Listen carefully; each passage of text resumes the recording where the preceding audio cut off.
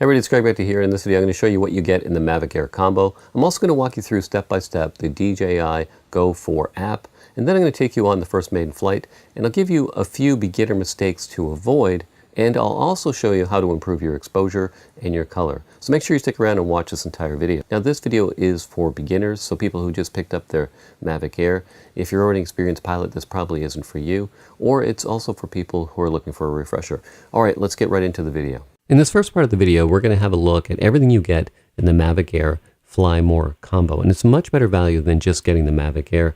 And do a Google search, because I was able to find the Mavic Air Fly More combo for the same price that other people were selling just the Mavic Air. So I saved $300 by getting it at Walmart. So do a Google search before you go out and buy this.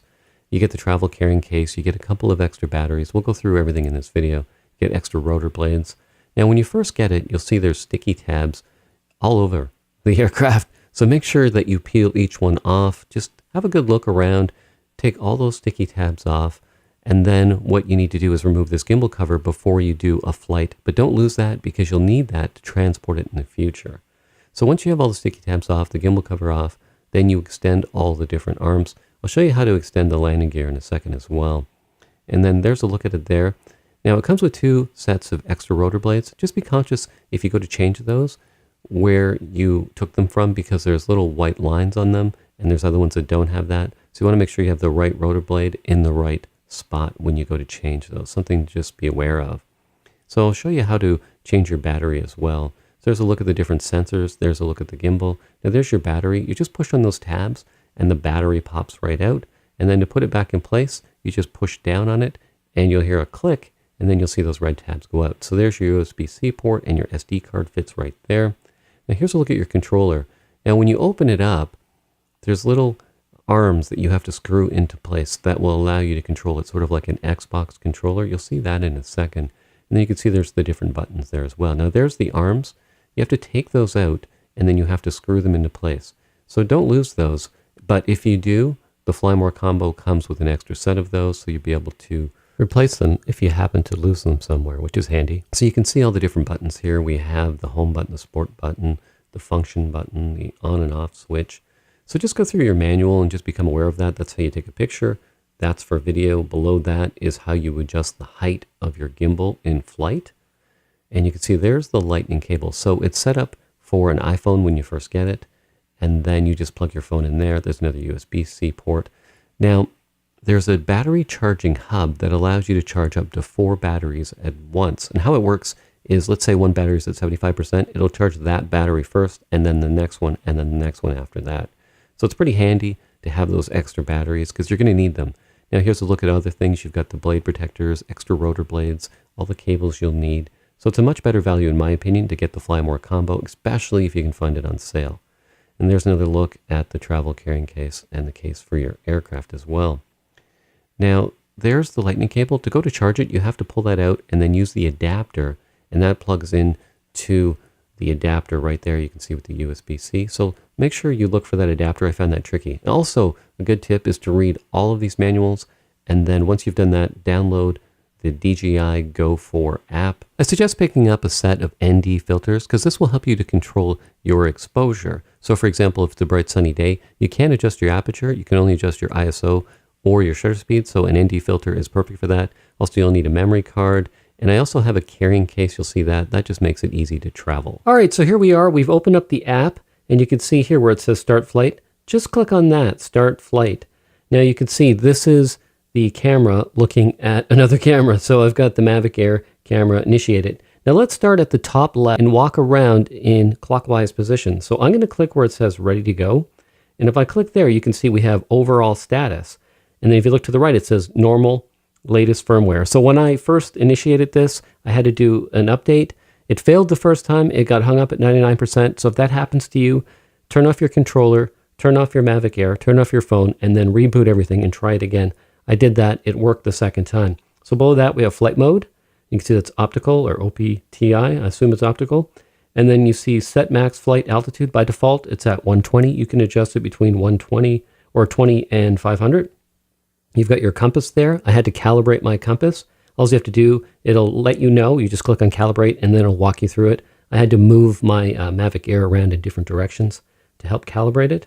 And then you see we have everything else set to normal. If there's a warning there, then click on that. That means you probably have to do an update or something like that. And then we have our controller mode. When you first set this up, you probably chose the controller mode. They recommended mode 2, so that's what I chose. You can see I have my remote control battery. That's 97%. Also, when I did the initial setup, I had the FN button. I set that to gimbal recenter. And then for the C button on the controller, I put advanced camera settings so I can go in and adjust those camera settings on the fly. Then we can see our aircraft battery there, our aircraft battery temperature, our gimbal status. I don't have an SD card in there, although I have two 64 gigabyte cards that I'm going to use. So I'm going to just click on the X. I'm going to close that out. So you can see right here, we're going to move over where you see OPTI.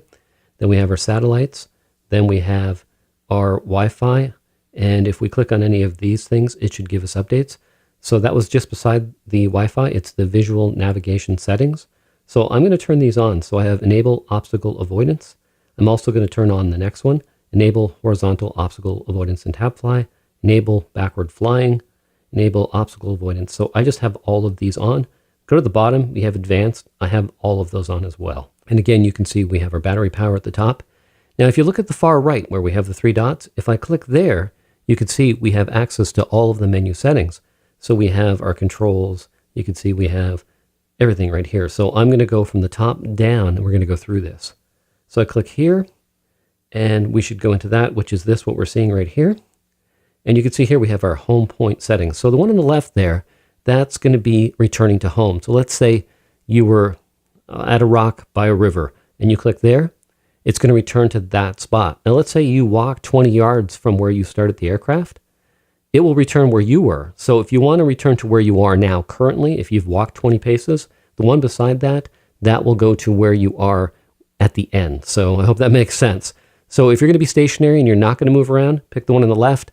If you think you're going to follow your drone like 20, 30 feet or more, pick the one on the right and it'll go back to where you are at the end of the flight. Then I have multiple flight modes. I have that engaged. And then return to home altitude. You can adjust this. So when it's returning to home, you've got that range there where 20 to 500 meters. That'll go down to that altitude when it's returning home. And then you can enable beginner mode if you're just starting, if you want to do that. Again, you can adjust your set max flight altitude here. And you can enable max distance. And then again, you have the advanced settings. And then you can get into adjusting the sensitivity of your controls. I'd wait till you get a little bit more experience before you do any of that. So now if we go to the one below that, you can say, again, we have enable vision positioning and obstacle check. I have all those checked. Go down to the little robot guy there. Here's the stick mode, and this is where our button customization is. You can make some changes there. And then if we go to the Wi-Fi signal, you can see our Wi-Fi settings. Then if I click here, you can see our aircraft battery warning. So this is by default set to 30. You can lower it to 25%. It's really a personal choice. It's up to you. Below that, we have the gimbal mode, and you can change that. So it's on follow, or you can have FPV. And then we have our advanced settings here. And then there's different configurations. So what you can do is you can have different speeds for your gimbal and things like that. So for example, configuration 1, max gimbal pitch speed. I've reduced mine to about 4, and that will slow it down. So that will give you like a slower pan. So you can play around with those if you'd like and have 3 different settings for that if you'd want.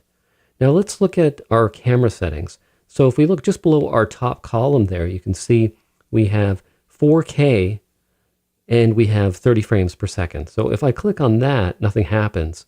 So I'll go to my camera settings. So if you look at the red button there, that's your record on and off. There's 3 little dots below that. If you click there, you can see you can choose between auto or manual. And if you look at the very top, you can see there's like an aperture, then there's a camera, and then there's a gear. So top left, so that would be your video settings. I suggest shooting on manual mode. That way you're not going to get a variance in your light. If it's on auto and you go to a brighter scene, it'll get darker. This will keep your exposure the same. So by going to manual, and let's say you're shooting outdoors, I would choose the lowest aperture if it's a sunny day, or not the lowest aperture, but the lowest ISO. So there's your ISO setting would be 100. Now you could adjust that, and you can see how that gets brighter as I adjust my ISO. And then you can see here, the zebras are the overexposure warning. I have that set on. I'll show you how to set that in a second. So technically how it would work like a camera would, or if you're shooting video, if you were shooting at 4K 30 frames per second, your shutter speed should be at 60. That's what it should be set at. So we're just inside. When we're outside, it's going to be a lot brighter than that.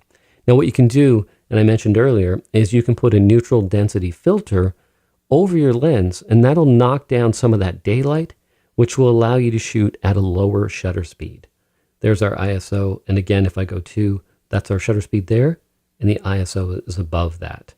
So it's really getting that combination of the shutter speed and the ISO, and to get a better manual exposure. Now for camera, if you click on the camera, you can see that we have video size. If you click there, you can choose different sizes. I'm set for 4K, 30 frames per second, and you can see we have different sizes there as well. If we go back, we have our video format, MP4 or MOV.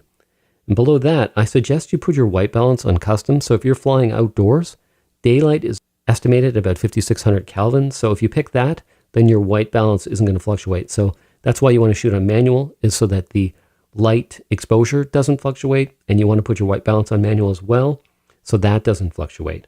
Now, as far as style, I'm going to choose this. So you have on the far left at the bottom, custom, 0, that would be the sharpness. The middle would be contrast and saturation. I'm going to take my contrast down. I do that when I shoot video as well, and then that will allow me to do more in post as far as the contrast. Now the color, if you want to do a little more color grading, you'll have a little bit more leeway if you use D Cinelike. You might have a little bit more dynamic range as well, so I'm choosing that. So those are my settings there, and you can play around with those if you'd like. Now as far as the gimbal, if you see right here on the right, you can see there's the blue dot. That would be your gimbal height, and that's when you would have the FN that would recenter your gimbal. Now you can see also too, there's a play button at the bottom right. That's if you want to play back your video or your pictures. And then you can see here we have our radar, and that's showing the distance to objects in the background. And then we also have at the bottom our speed and our height and our distance. Now we also have a map. If you click on that, it becomes full screen. So you can see a map. And then again, if I click on the square image, then we're back to what the aircraft is seeing. Now, if I click here, we have different modes. So for example, if you chose cinematic mode, that would slow the aircraft down a bit more. So it would put the brakes on a little slower and create more of a cinematic stop. So you can experiment with these. There's active track, which will follow you. If you're walking, you can set that to follow you or follow someone else. So you could explore those modes as well.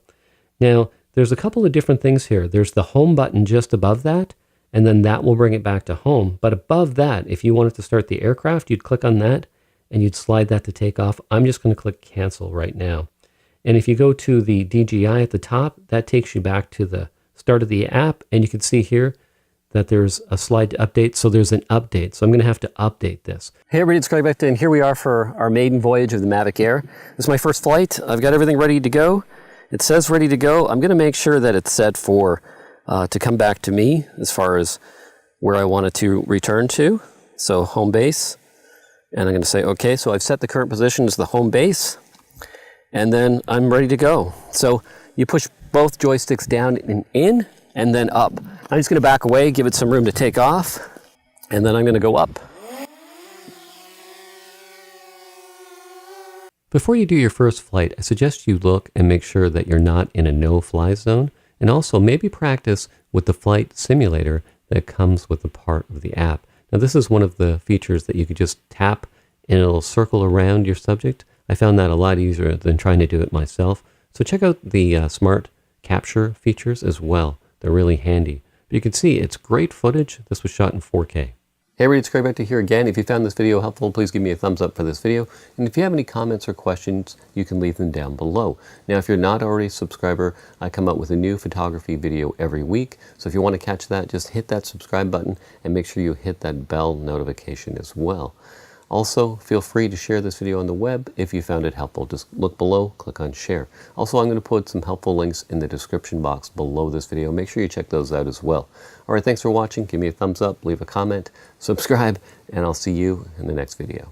If you're new here and you're not already a subscriber, my name is Craig Beckta, and if you're into photography, you should hit that subscribe button right now, and also hit that bell notification, because every week I release a new photography tutorial, everything from portrait lighting tips to portrait retouching tips and a whole lot more. So go ahead, click on that subscribe button and hit that bell notification. All right, thanks.